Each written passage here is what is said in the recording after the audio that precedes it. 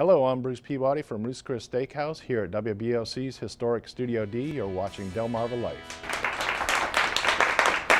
Well, thanks to Chef Bruce coming in. I love walking down the ramp and smelling a studio that smells like this. You need to come join us. I'm just telling you.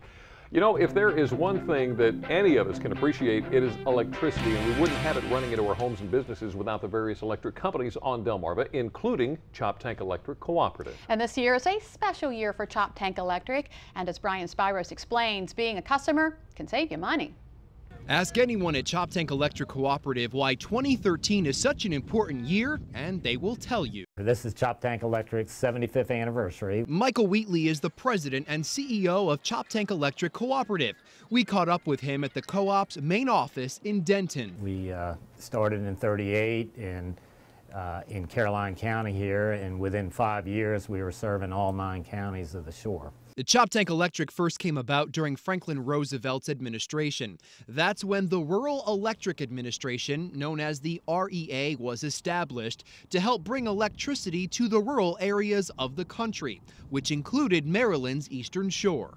The federal government, through the REA program, administered a loan program that went throughout the country, and Choptank took advantage of that at the time and borrowed money from the government and put up lines and started serving electricity to the farms. In fact, Choptank Electric's very first substation, built in 1938, sits right outside of Denton and is still in operation. As time went by, the co-ops got bigger nationally. There's over about 1,000 co-ops across the country.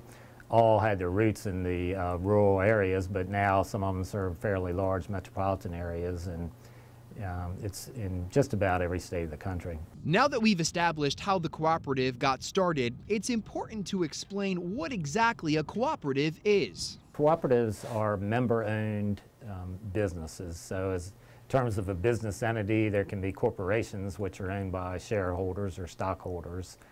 With a co-op, it's owned by its membership, and the members participate in the democratic control of the co-op.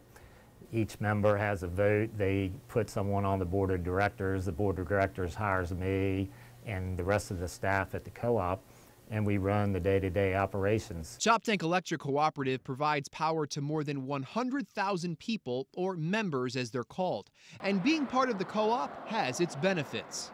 The money that is made at the end of the year doesn't go back to the customers in forms of dividends like in shareholder-owned companies. It's actually allocated to each of the members according to their electric use. During our visit, Michael gave us a behind-the-scenes look at their operations, including this room. The room we're in right now is called our system control room, and this room monitors the activities of the electrical distribution system for the co-op, and we do that 24 hours a day, 7 days a week, 365 days a year. So there's a great deal of monitoring that goes on in this room. What are we looking at here? What we have here is our service territory, and we go from Cecil County all the way down to Worcester County. And what you can see are the positionings of our trucks, our service vehicles throughout the territory. If we had outages right now, you would see those outages on the map. Member Services, Annette speaking. May I help you? Another important part of the day-to-day operations, the call center. This is where employees handle just about everything, including information about your bill, connecting or disconnecting service, or questions about the co-op's various programs. Showing you did not receive that. While that's going on, there's also a great deal of planning that takes place. First, Choptank Electric does a lot with scholarships and education programs for the community.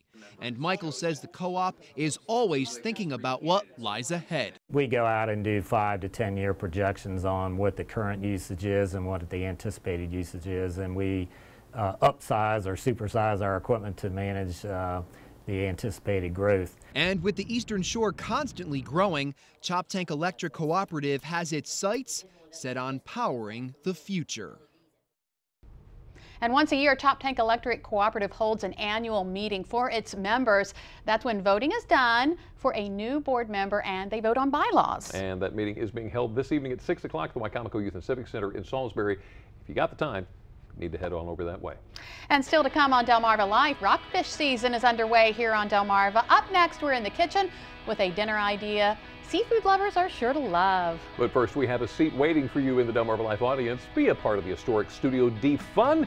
Book your seat by visiting delmarvalife.com and clicking on the show tab. You'll see it on the left side of the home page, or you can give us a call, 443-880-9116. Delmarva Life will be right back.